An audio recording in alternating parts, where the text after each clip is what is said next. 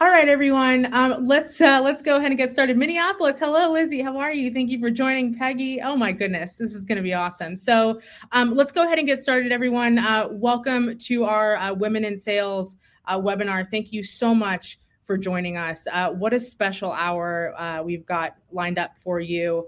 Thank you for joining us. I think. Before we jump into some of the topics and then also our panelist introductions, I would just wanted to share, no matter what brought you here, we've got something for you. So maybe you're looking for some career guidance. Maybe you're looking to feel a community around you as you're looking to accelerate your career and maybe work through some of your own personal goals. Or you just need to be reminded of what a badass you are, which I just got the chills as I said that. So we've got something for you. We're going to cover some kind of primary topics and we'll flow from there. So we'll talk about self-advocacy, finding your voice throughout your career and all of the goals and things that you will accomplish. We'll talk about pay transparency, and we'll also talk about lightening the mental load. We all balance so much day in and day out. So we'll wrap our hour today with just how do we continue to balance it all. So we'll go ahead and jump to some speaker intros here. So I will, by means of just continuing, I'll go ahead and get started. And then Christina, I'll hand it over to you. By way of a formal introduction, hello, everyone. My name is Melody Schwartz. I'm the VP of Enablement and Operations at Spiff. I come to you through a career of, oh my gosh, a long time, working for high growth SaaS companies, building teams, enabling teams, training teams. So this topic of enabling our community of women is just such a topic that's near and dear to my heart. So I'm pumped for our conversation today. Christina, I'll hand it over to you. Awesome. Hi, everyone. I'm Christina Brady. I'm the SVP of Sales at Speckit. I've been floating around the B2B technology space for just about 15 years at this point at various kind of scaling organizations. And I'm excited to be here and talk with you all. Amazing. Hi, everyone. My name is Sydney Gethner. I am the Managing Director of Channel Sales for Vesta Home out of Los Angeles. My background is in sales primarily, but I have been in the furniture startup space for quite some time. I work with interior designers, architects, retailers, real estate agents, developers, etc. So I come from a little bit of a different line of background in terms of what I'm selling, but sales nonetheless. And I'm very excited to be here to chat with you all today. All right. Hi, I'm Deborah Senra. I'm the Vice President of Sales and Client Experience at 3Flow. 3Flow is an insurance tech software product, and I've been in the software space for the last, time has no meaning, 5 to 10 years, but actually spent a good portion of my career, a little over half, in the professional services space. So I've done everything from executive recruiting to market research and now high growth SaaS, and the entire time have been in revenue focused roles. And I'm excited for the discussion today.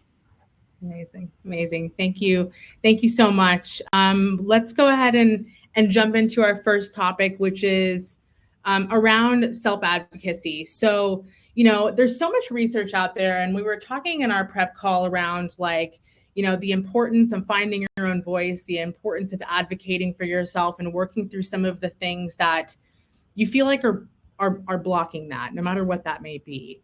And so many points of research out there show that women outperform our peers on a variety of topics, whether it's connecting with the customer, whether it's general performance, whether it's balancing multiple priorities, and that deserves to be celebrated and seen throughout. So let's talk a little bit about self-advocacy, and maybe let's dial it to what are some of the first kind of couple steps you can take to build your personal brand at work. Maybe what are some examples, and how do you cultivate that? Deborah, I will hand it over to you to get us started.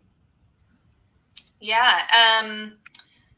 Well, whenever the topic of self-advocacy comes up, I like to talk a little bit about it being a bit unfair, that we often shift the responsibility onto women to fix the problem that is holding women back. And for me personally, I don't think I've had a problem self-advocating throughout my career, but self-advocacy hasn't always resulted in positive outcomes. And there's a reason a lot of women don't self-advocate. They are high and mighty. They think they're too big for their britches. Stay in your lane.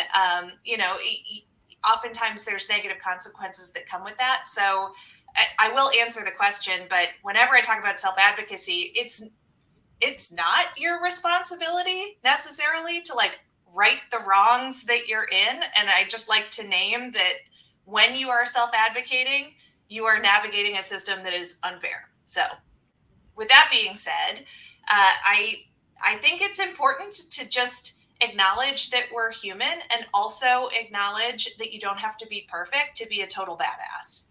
And I think that holds a lot of women back, that they are doing something at like 95% to perfection, and they're afraid to speak up about the value that they bring to an organization because they're 5% shy of perfect, and you will never be perfect. And so it's like, what is that math? The curve that never reaches zero. You're never going to advocate for yourself if you wait until you're perfect. And you should go into those conversations expecting the response to be the 5% that you're imperfect.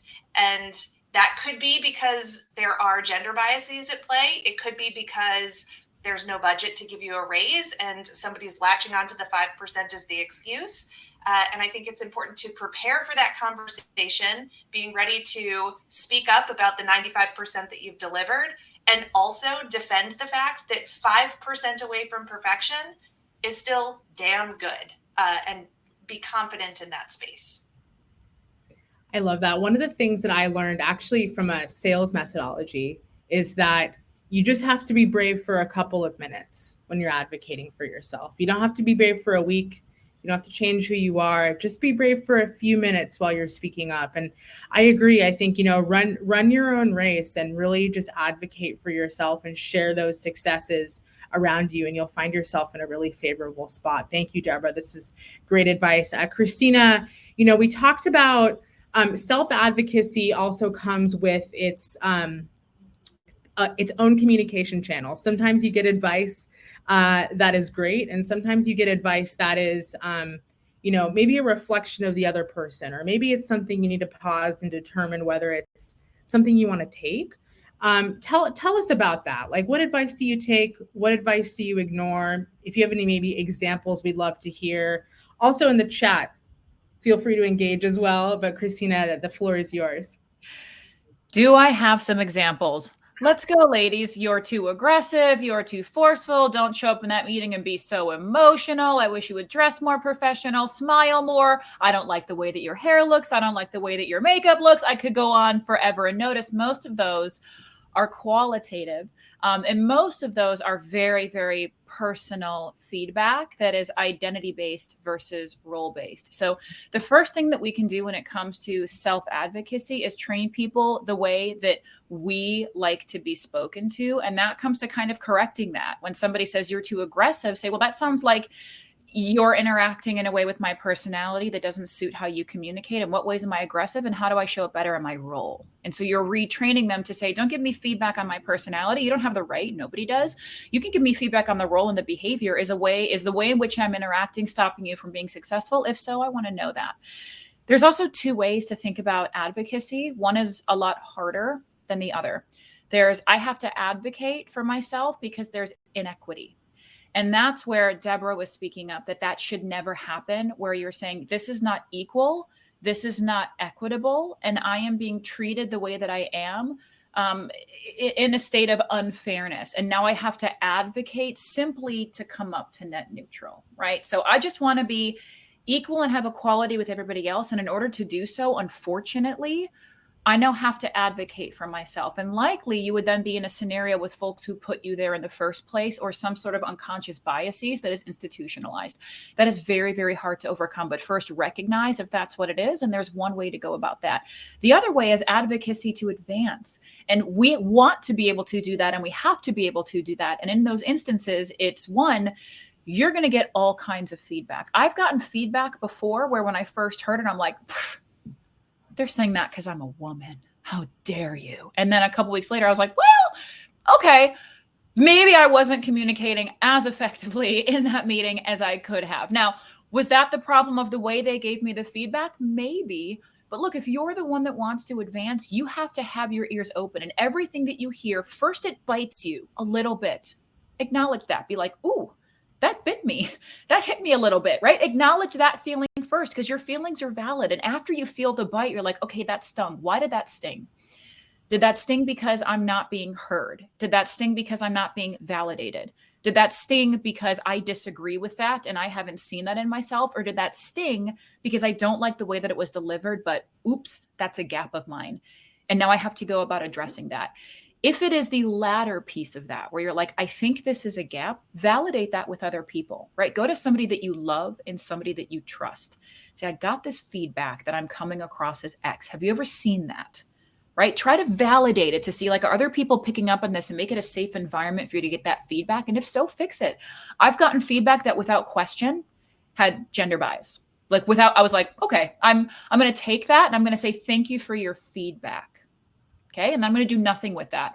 And then there's other feedback where I get that and I go, wow, thank you for your feedback. Here's exactly what I did with that. I appreciate you feeling safe to give me that to help me be better. So it's all about the lens in which you intersect with the feedback, where it's coming from and where your mindset is. But remember, if it stings, just like look at the sting and be like, ooh, ow, okay, I'm going to do something with that now. I totally agree. And I think, you, Christina, you said something that hit my heart, which is you teach people how to treat you. And for those that really resonate with that, when you feel like there is a different way that the conversation can go, is there like a framing statement you can use? Like, thank you so much. Here's what I think I'm hearing. What can I like maybe is there a sentence that you can kind of share with us that we can like use in our day to day? I mean, what you just said, and I would love to hear the other ladies' opinions on that one too, because the way that you reframe feedback can almost always come across as defensive. The wording that you just used is amazing. What I like to say first is, thank you for telling me that. I don't want to assume your intention. Here's how I read that. Did I read that the right way? By letting somebody know I don't want to assume your intention, I've got a core belief, and it's never assign or assume bad intention, right? Even if it is there, give people the benefit of the doubt, because that's about who you are, not who they are, right? So I don't want to assign a bad intention to you, but this is how I read that. Is that how you meant that? Even if it is how they meant that, they now have an opportunity to correct that and go, oh my God, no, I didn't mean that. And you're like, oh, thank goodness, because that would have been terrible if you had. So that's a way that you can kind of teach them how to do that. At least I would love to hear the other advice. Yeah, I think, first of all, Christina, you nailed that beautifully. And same with you, Melody, when you first started. But I always love to come from a place of understanding, similar to what Christina said. So anytime I'm given feedback, or anytime I just need general clarity, or I want to make sure someone is talking to me in the way that I think that they're talking to me, I always just say something like, thank you so much for sharing that, to ensure I understand what you're saying. And then I paraphrase back to them. I think it's so important, because I'm going to hear the key takeaways that have stood out to me. And maybe there was more in there that I had missed that they said, maybe from, heightened emotions, or it's hard to hear the feedback, or whatever it might be. So paraphrasing back is always important. And I always start with, to better understand, let me make sure I heard you correctly. I repeat it back, and I give them the chance to either confirm, deny, or fill in the missing blanks from what I was unable to hear at that time. Love that. I think all of that advice is great. I also think if somebody is giving you identity-based feedback, you don't need to be graceful in your response. Call me a butthead, but if somebody is saying people don't like you, I think an appropriate response is, okay, how does that impact our business? You just gave me, I'm going to coach you a little bit. I'm going to give you feedback. You just gave me identity-based feedback. That is one of the worst things you can do as a leader, as a professional, as a colleague. I need you to take some time and reframe that to a performance-based feedback. Happy to give you some book recommendations if you don't know what those words mean. It's just like, I agree that to grow, you have to be open to hearing feedback. And I love performance-based feedback. Not all of it, I think, is valid, but it's valid to the person giving it. And that's like a really good data point for me to have, whether I agree or not. I can use it in some way. But identity-based feedback, why do we have to accept that? No, just as leaders, I would never give it. So as on the recipient, I'm not going to take it. Go away and do better. Come back and do better. Yeah, I think is anyone else feeling the great energy? Or is it just me? Okay, there you go. I love it. That's amazing feedback, Deborah. And I'm gonna revisit some of the performance-based feedback in some of our later conversations. But I will say, like, whenever you receive feedback and you feel like it stings, and maybe it doesn't sit right. Like, there's this feeling with it. Sometimes that could be someone reflecting their own thought or concern. And I will say, I think it happens more time than we feel. Like, throughout my career, I have been made aware, I'll say, of my facial expressions. I'm too loud. I have too much energy. I'm always too much for something. But as I work through it and take that feedback and get curious, Sydney, what you were talking about, I turn those thoughts and observations into my signature style. So, use all this, use all the things that you go through. I'll say it like that, to become stronger and become more of who you are, because eventually those becomes your signature style that nobody can take away from you. Sydney, I'm gonna pass the ball to you. We talked a little bit about how in this journey of self-advocating, sometimes we look to coworkers to validate how we feel or validate how we're doing. And I think that's normal, right? Like, in a remote world, you kind of want to check in, make sure things landed. So I think that's a very healthy thing. But tell us a little bit about, from your perspective, what are some things that you can do to feel confident in the way that you handle your business day to day? Yeah, I'm going to tee this up by saying that this is going to be more of the storytelling segment of my talking, simply because I think that, so many of us, well, one, I'm just grateful to be speaking about this, imposter syndrome in general, especially in the workplace, as it particularly affects women. Because in my experience, imposter syndrome and self-doubt often stem from feeling oppressed, overshadowed, and like your words or opinions won't or don't carry the weight or the impact that you hope that they will. Also known as the fear of looking stupid and caring what other people think. So I'm going to just channel my inner Deborah here for a moment and say, while caring about what other people think can be important to growing your career, it's by no means as important as how you think and treat yourself. So personally, as a non-college educated woman, I dropped out of high school. I often felt like an imposter as I was growing and building my career. Every time I reached a milestone that I was proud of, whether it was a promotion or a pay increase, I would feel excited in that moment. But then there was an immediate overwhelming feeling of needing to work harder than everyone else around me. And I continually looked for my peers and to my leaders for validation, to prove a sense of self-worth and that I deserved a seat at the table. And so I've started to like to think about imposter syndrome as the first cousin to anxiety. And when we lead with anxiety over clarity, we unintentionally continue to perpetuate the struggle of low self-worth. And so there was a turning point for me about 5 years ago when I was sitting in a meeting with an entire executive team. I was incredibly anxious about when it was my turn to speak, out of the fear of sounding silly, stupid, what have you. And it was in that moment that I realized what a privilege it was to be the dumbest person in the room. And I think we often forget about growing and developing in little moments because we're so hyper-focused on the big wins. And so one of the largest takeaways that I have from that day that I still implement today is that life is 100% of the stories we tell ourselves.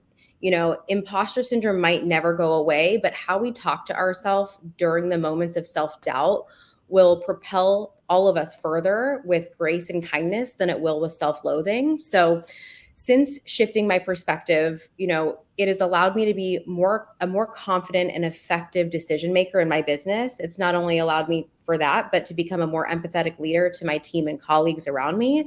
And it's given me the ability and humility to know my worth when it comes to career growth and pay. So the most important thing that I can say about this topic is for women looking to grow their careers is it's essential to lean on other women, to build a strong network, to look up to women you admire and can learn from, and who are willing to see you where you are right now and bring you along for the journey. It's so crucial. So there's nothing more validating than someone who knows how you feel from personal experiences and is able to help you work towards something greater together.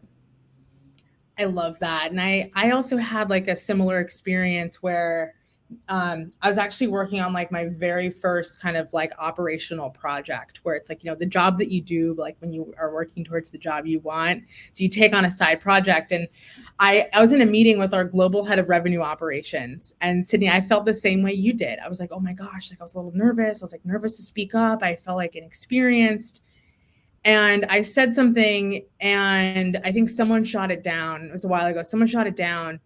And our global head of revenue operations, he goes, no, Melody, what did you have to say? He goes, I want to hear it. He goes, no, this is an important topic. Like he was an advocate, but also, it's so important to surround yourself with people that can also identify where you're at in your learning journey. So it's that's awesome. I'm gonna start to shift gears a little bit. Sydney, you talked about kind of pay, and so we're gonna shift gears into our Act 2, which is pay transparency and equity. And even in this prep call that we did together as a team, there are varying data points around the pay discrepancy between, men and women. There's a lot of data out there. I think there's actually an article trending on LinkedIn right now as I logged in this morning. I don't know if anyone saw that.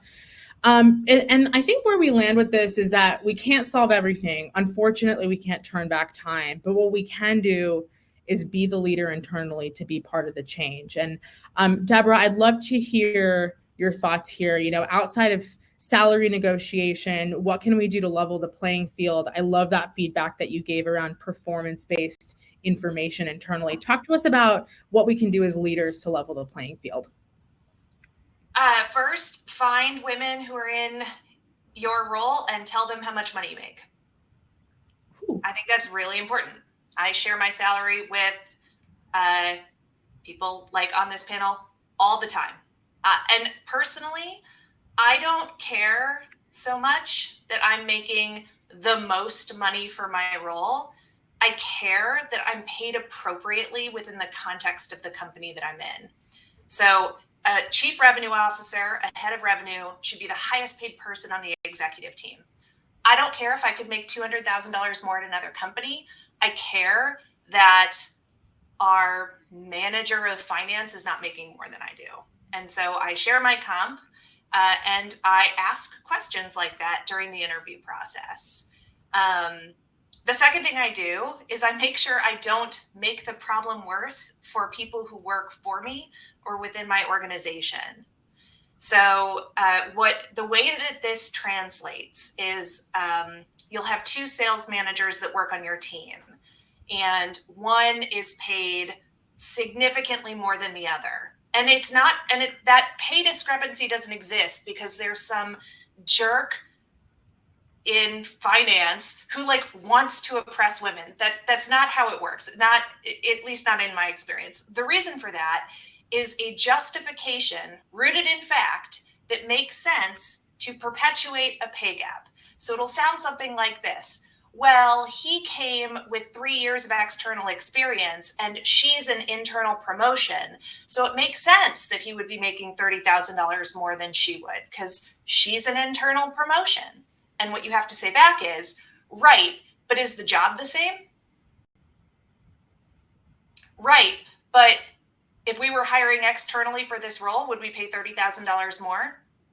Right, but if she left the organization, would it hurt us the same as if he left or more? Right. So if all those things are true, we can't pay her $30,000 less. We just can't. And you will get pushback because, again, it's not some jerk who wants to oppress women. It's rooted in facts and a different point of view. And it's going to be an uncomfortable conversation. And this is a line that I draw that I don't budge on.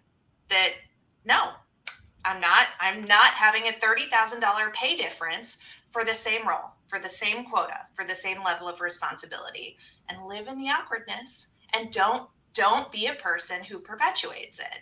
And I think those two things, sharing what you make so that others can benchmark where they are, and this being a line that you hold on for the people within your organization, those are two great things you can do to make it at least a little bit better.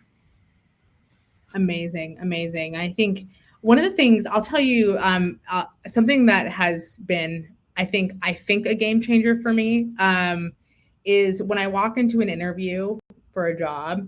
If you don't already know this already, whenever you get positive feedback, whether it's a text, a Slack, an email, screenshot it, save it, always.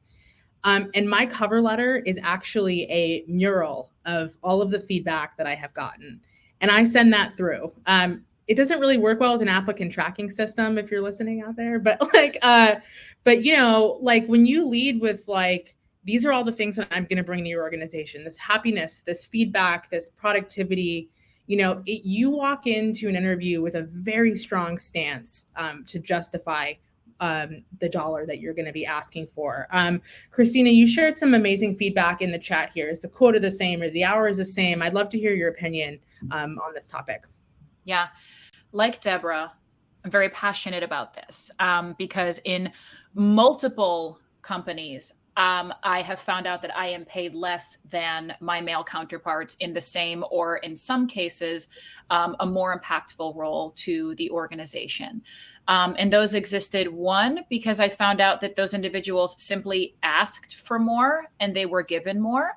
Or maybe they had a connection to somebody in the executive suite or the CEO, and they asked for more and they were given more. And when I asked for more, I was given like, well, that's not typically what we pay out of extenuating circumstances. And so there's already this line that is drawn of you have to fight to get more pay. And most women don't do that. It's not comfortable to do that. And most of the time we don't have the relationships when we're entering an organization to be able to do that. So we naturally wind up doing more and getting paid less. On the other side of that, when I've been the lowest paid executive, it's been, well, there's a reason for it, right? Well, it's because of this and this and that. And we make excuses as to why it's okay and it's not okay. I also find that gender pay gaps exist hidden in places where you'll have companies that say, we have no pay gap. Every one of our BDRs are paid exactly the same. Every one of our AEs, they're paid exactly the same. Every one of our frontline managers are paid exactly the same. And I say, okay, interesting. The majority of your BDRs are women. Half of your AEs are women. 10% of your frontline sales managers are women, and none of your second line leadership or executive leadership are women. So while you have women in lower positions who are paid equal to their male counterparts, the gender gap actually exists in the opportunity for leadership and thus the voice of the organization. That is also a pay gap. So pay gaps exist in, am I paying my people under market rate for work? Do I happen to be paying the one female C-suite executive on the team less than all the others? And am I making excuses as to why that's okay? And am I cramming all of my diversity either at the bottom of the triangle in the organization or putting them in DE&I roles? Like your one BIPOC, female, diverse person on your C-suite should not always be your CHRO. And it always is, right? And it's just, that is lazy. And that is also contributing to the pay gap. So if you think you don't have one, you probably do. And you should try to find a pay gap. Don't cherry pick your data and go, no, we're good. Go right now, go try to find one. And if you can, you have one. And if you can't, congratulations. You deserve to be on LinkedIn talking about your lack of pay gap and telling other companies how to do it the right way. Yes, preach. I also just want to double down on something, which is when you're getting hired into an organization, anybody who's ever hired for a role, when you extend an offer, you are praying that the person accepts. You're not like, oh, if they accept, so be it. And if not, who cares? Like the power dynamic is there, whether you acknowledge it or not. Don't go into an organization where you don't feel your value matches your worth. And if they can't meet it, you're going to be pissed off a year from now. So don't put yourself in that position. You have way more power than you think you do. State a number and then shut up. We tell our salespeople to do that. If they offer you $100,000, say, ooh, that's pretty out of line for what I was looking for. I need at least 180 to consider this. Yeah, I agree. Sydney, I'd love to hear your thoughts on this topic too. Yeah, it's so interesting because first of all, like snaps for both Deborah and Christina. I'm over here nodding my head, just like really like living in this energy. But one of the things that I find so interesting as we're talking about this is yes to everything they said, but it really dials back to the very beginning of this conversation when we started talking about self-advocacy. And I think it's so interesting that so many things that we're told as women, you're too emotional, chuck your life at the door when you show up to work. I'm sure everyone's heard that at least one time or another. You have to be vulnerable to have these conversations. And I think that is the biggest challenge that especially women, whether it's walking into negotiations or during interviews or whatever it might be, we have the challenge of being vulnerable when we can be vulnerable behind closed doors, but we've always been told not to be when it comes to work. So for me, I hear everything that Deborah and Christina are saying, and I'm like, absolutely yes. But I just want to remind people that, I think Melody, you mentioned this a little bit ago, women are oftentimes outperforming their counterparts when meeting quota. And I think a lot of that has to do with the superpower of women being more vulnerable, more empathetic, being able to resonate with their prospects. And I think that is so important to think about, especially as you walk back into negotiations or you're, trying to accept an offer. I agree with Deborah wholeheartedly. If you don't like the offer now, imagine how you're going to feel a year from now. You're going to be livid. You're going to be looking for another job. That's not what you want. So being vulnerable is okay. Being emotional is okay. Being all those things that you were told not to be, especially when it comes to talking about pay, is okay. Chuck the, part of my language, bullshit at the door and be yourself and be all the things that make you a superhero when it comes to being a successful woman in sales, and utilize that to your advantage. I totally agree. And a thought just popped into my mind, which is when you're starting to be like lead through being change that you want, oftentimes organizations won't prioritize. This may be a little bit of a hot take, but I think it's accurate, which is oftentimes organizations won't prioritize pay transparency or pay kind of equity because they don't want to admit that they have a problem, right? And so, I've actually hired so many people that were like, hey, my company is doing a company-wide salary evaluation to like benchmark against the industry, some like sort of like elevator pitch or whatever that you get from the consulting firm.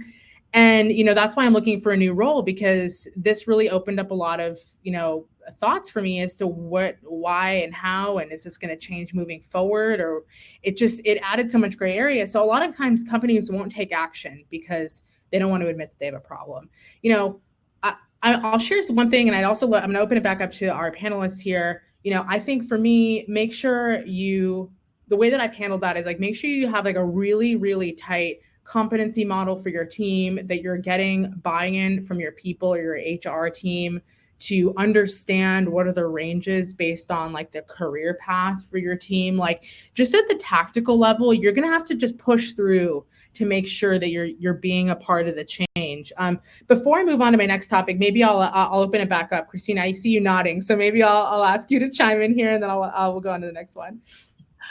I mean, I always smile anytime I hear a competency model, because I feel like it can be such an asset, but it can also be done really weirdly. Totally. When I'm thinking about a competency model, I'm thinking of almost like a quadrant of how you should approach the role that you're in. There's the skills that I need to be successful, and the behavior that I need to be successful. And that hits you in two facets. One, a mastery of the role that I'm in.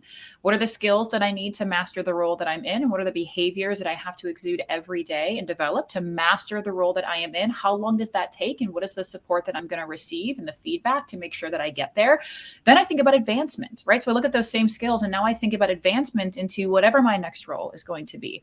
Maybe that is a linear path within my organization. Maybe it's somewhere else within the organization, but advancement advancement is a whole nother realm where then you look at those same competencies and it's, what are the gaps that now exist if I'm going to advance, and how am I going to get those? How am I going to learn how to advance while I'm still succeeding in my existing role? And once you've done that and you understand what you need to advance, it's a lot easier to help people map their careers at their organizations and do so in a really equitable way, because the foundation is the same for everybody. And you also support moving the right talent to the right place in the organization and not redistributing underperforming talent to another part of the org, which is the other thing that happens when you don't have proper competency model that is rooted in mastery and advancement. So I was smiling because my mind just went there, just a little.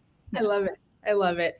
It's true. Be the change, right? Push the organization to give you answers as to what you can do to get better, that eventually then qualifies you for that next dollar sign. So we're going to head into Act 3, time's flying. So just a quick kind of housekeeping. So we'll do Act 3. We'll kind of do a little bit of a wrap up, but if you're in the audience and you've got questions, maybe think of some questions over the next 10 minutes or so. So that way we'll wrap up with some Q&A. We'd love to hear from you. So start to maybe plant that seed in your mind, because I'll pass the ball over to the audience for some Q&A in just a few moments. So Act 3, let's talk about lightening the mental load.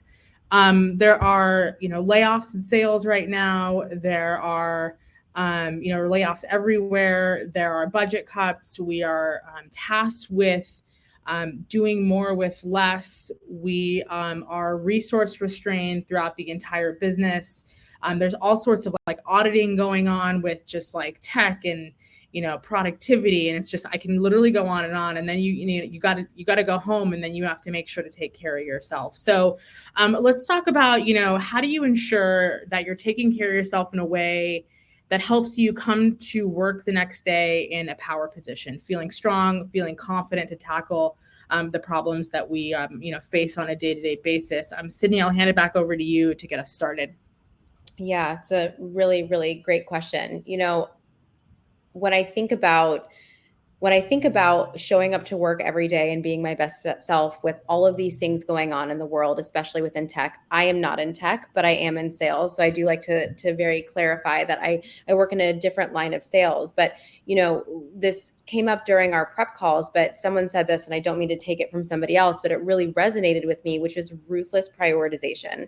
I think now more than ever, when I was in my younger years, just starting out in my career, I used to be so proud of the fact that there's the work to live to work. I would always say that, I live to work. I love my job. I love what I do. And I think that is so important. But as I've gotten older, and especially in the economic state that we're in now and all the things happening in the world, I realize now how important it is to prioritize when you're at work and what you're doing at work, and the 3 solid things that you need to get done every single day to feel productive and to ensure that you're adding value to your business and to your team. And then taking the time to step away and prioritize your life or home balance.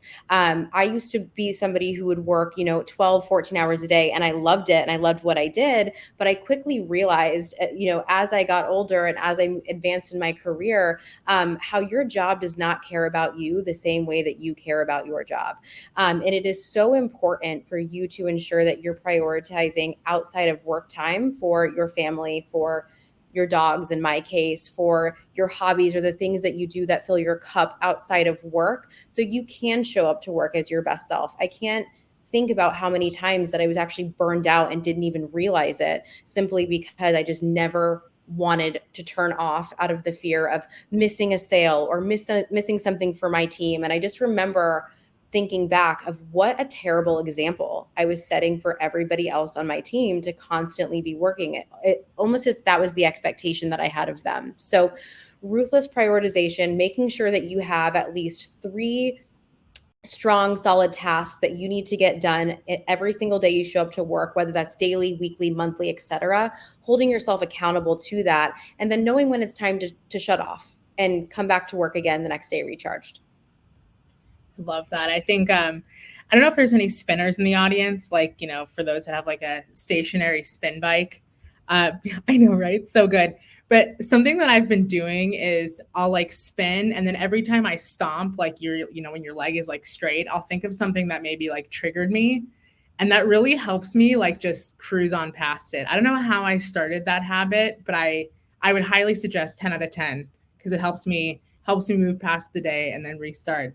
Anger cycling, trigger cycling. No, it's, like it just works. I love it. Deborah, I'd love to hear from you. What are the things you do to make sure you're showing up to your best self the next day? Yeah, so I am in a very privileged position now that I'm going to self-advocate for. I put myself into this position, which is for the first time in my career, I'm at a company where I am safe and I feel safe to be great is how I'll put it. And what I mean by that is I have learned the art of apologizing instead of being perfect. I'm going to be imperfect and it's okay, because in a moment where I mess something up, I can go to whoever was impacted and be like, I really messed up that conversation. I really messed up. I dropped the ball in this thing. And I'm still really good at my job, knowing that those things happen and have always happened in my career. But unlike previous roles in companies, I am not carrying the stress of needing to be perfect at all times to reap the rewards of the benefit I'm providing to the company. And I think that's the biggest thing you can do to lighten the mental load is get yourself into a role in a position like that. And I think about a romantic relationship. How exhausting would it be if the person that you live with and that you sleep with and that is your partner in life, if you had to be perfect around that person or polished or professional or exuding gravitas at all times? We're human beings. It doesn't work that way. And you will die a horrible death of exhaustion if you keep yourself in a position there. And I came to this company. I don't know if you can see it here. I've allowed my hair to go gray. I stopped wearing makeup. It's just, I am me. And I am still the badass that I've always been. I actually think I am doing the best work I've ever done because I'm not wasting mind share on like guarding myself against the retaliation that's going to come from a very human moment. And so I know it's easier said than done, but there are a lot of really great companies out there that want you and that respect you. And if you're not at that company, go find it, because yeah, life is hard now. It's been hard for a really long time, like a really long time. And I don't know if it's going to get better, but you can do things like putting yourself into a lovely romantic relationship or professional relationship where you can just thrive. And I think that's the best thing you can do. Agree. Christina, bring us home.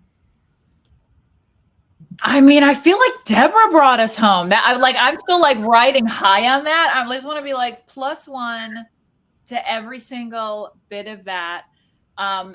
Encouraging your people to be their full selves at work starts with you. And like, that's the biggest thing that I was thinking of while Deborah was talking, was like, Deborah is showing up exactly who she is, and who she is a badass who embraces the fact that she's imperfect, who is always learning, and she's making it comfortable for her people to do that. And that's a gender agnostic thing, right? It's teaching human beings that you can be who you are at work, and you don't have to button up and put on a different mask while you're here. We're going to do incredible work together at this organization that will fulfill you and allow you to live the life that you want to live.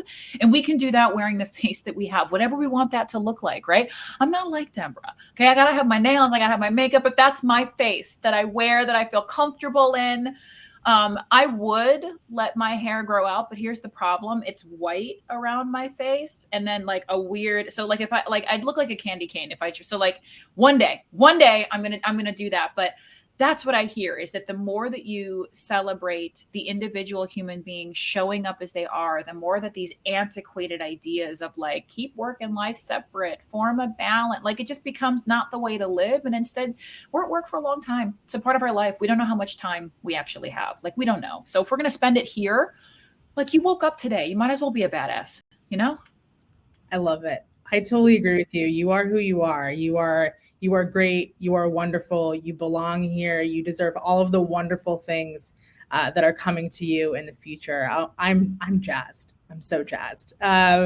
So I think we'll go ahead and round it out here. We were thinking of how to wrap up this session, and we all kind of landed on a question that I'm very excited about, which is, what would you tell your younger self about what you know now? So Deborah, I'll pass it back to you, and then I will go Deborah, Christina, and then Sydney, and then I'll wrap us up. So Deborah, what would you tell your younger self? What would I tell my younger self? You're thinner than you think you are. You're prettier than you think you are. Never ask a question you don't want the answer to. And you're not wrong. You just might not be a fit here with these people. Go find your people. I love that. Also, you're really good. And just lean into that. Agree. I love it. Christina? This one is hard. I want to be like, start Botox at 25, but no, she wouldn't say that. She wouldn't. She just wouldn't. She might think it. I think instead it's that life has ups and downs. The most interesting people that I've ever met have a story. Interesting people who are high performers have a story. And I would remind myself, you and the people that you love are going to go through it. And what made going through it so hard outside of just the things themselves were the fear that you were going to break. And what happens when I break? Who's going to put the pieces together? And so I'd go back to younger Christina and say, in everything that you're going to go through, you're going to make it through 100% of your hardest days. And you're going to bend. You're going to learn how to bend a lot, but you're not going to break. So if that's the fear, power forward. We bend, we don't break. Amazing. Sydney? I just have such the most exciting energy listening to these women speak, but I just feel like it's radiating through me. And Deborah, I actually feel like you're a little human inside of my brain, because you said a few things that I was planning on wrapping up with. But I think the biggest thing that the most notable thing that I would tell my younger self is to treat your job like you're on a first date. I grew up out of the fear of being fired, of never being enough, of constantly feeling like I was never going to amount to anything. I wasn't going to take any sort of leadership position. And when I started treating my job like it was my partner or my boyfriend, I then realized that women have a tendency to try and stay longer, to hopefully wait it out, or to fix things, or to, hope that it just is going to change because you're putting in all of this effort. Take the L when there's an L. See the red flags when they're right in front of you. Treat it like it's your first date. And if you had a terrible first date, you would not go back. So I highly recommend that everybody just treat their job like it's their great partner that they might share a few years with, or if the red flags are on the wall, it's okay to walk away and find something that's going to better serve you down the line. Amazing. I'll wrap us up here. I'm going to go to the chat for any questions. If you've got a question, you got 30 seconds, or maybe we'll just go ahead and tie out the webinar today. But look, I think I'll grab a quote from someone that I take their workout classes, which is they can knock you down, but they can't knock you out. And so every single day you'll learn, you'll make it through your hardest days. I totally agree with Christina. But then, every morning I hope everyone wakes up thinking just shine on, just be great, be who you are, create the goals that you want to create, and just knock down every barrier that is getting in the way of you just being this amazing version of yourself day in and day out. So, oh my gosh, what an amazing 49 minutes. I don't see any questions coming through from the chat, so maybe we'll go ahead and wrap it up unless there are any kind of final thoughts. Thank you for all of this TLC in the chat. I'm so glad our audience today is just taking away a couple things that jazz you up, that support you, or that make you feel like you've just gotten a community around you. All right, Mariana, let's do this. How do you set boundaries in a male-dominated sales environment? You teach people how to treat you. I totally agree. Who wants to take this question? As a leader or as a team member? Because the answer, I think, is for me is a little different as a team Yeah. member. Yes. Well, I think what I've observed, I would love to say that when I was an individual contributor and a team member, I did great setting boundaries for myself. I will say it does feel like a different time back then to some extent. Gen Z has done a lot of really wonderful things for the professional world, and boundary setting, what I've observed on my team is that the person who sets the boundary tips a domino that cascades off a bunch of other boundaries that you might not have expected. So a woman saying, I don't want to go to the bar and get drunk with you all to celebrate. Y'all get drunk and you make me feel uncomfortable. I want to do something else. That's a really scary first step. But what I've observed in the past couple of years is what then tends to happen is somebody else's, yeah, I also don't like going to the bar every day because I'm not that big of a drinker, but I feel pressure to do it. And I'm using this bar and drinking as typical sale boundary stuff, but it's the person that you never would have thought would say that. And so I would think about what your boundaries are and why you have them, and just be brave and share them and share why, and be prepared to be amazed at the other boundaries that come up that are inspired by the example that you're setting. Yeah, I love that. I love that. Book recommendations for women in leadership to build confidence or imposter syndrome, all that good stuff. I love that Jen Sincero's book, How to Be a Badass. I highly, highly suggest that book. But any other books, Sydney, your thoughts? Yeah, that would have been one of my recommendations. So my favorite book of all time is Growth Mindset by Carol Dweck. I forcefully should not be saying that I make my team members read this book, but I do make anybody who is on my team, I ship them a copy the moment they're hired, and then I ask them all the questions about it. So that is one for me that I feel very passionately about. I think it plays devil's advocate, and it just allows you to have a lot of perspective, which I think when you're in times of having imposter syndrome, it's really hard to have perspective. So that is the one I would recommend. I love that. I love that. Cool. Any other questions, comments, concerns? The likability trap. Okay. All right. Let's note that. All right. Radical Candor. Great book. I totally agree with you. We've got one question coming in. Curious to hear the panel's experience. I have found that as an individual contributor on an all-male team, my personal interests are more feminine. And created a barrier where my male colleagues didn't want to learn more about me as a person, and I had to outperform them in revenue to be taken seriously. What do you think about closeting your interests as a woman to be taken seriously by male colleagues? That is a question that is a phenomenal one. I think one that comes up quite often. Deborah, any thoughts on that? I see you unmuting.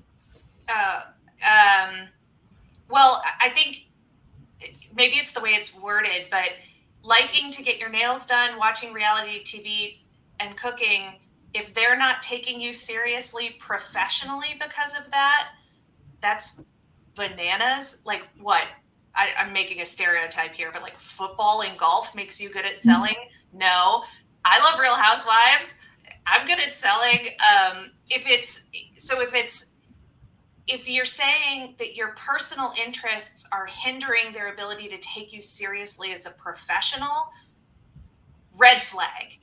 If it's your interests diverge from theirs and you're having a hard time connecting with them on a human level to feel like you're a part of a team, I don't know, maybe I'm just in that stage of life, but say that. And if they respond the way I would, it would be, well, let's find some common interests, or, oh my gosh, I can't believe I was making you feel that way. Like, tell me about Real Housewives, whatever the case may be. Or if they make you feel bad for being vulnerable and sharing that you don't feel welcome on the team, red flag.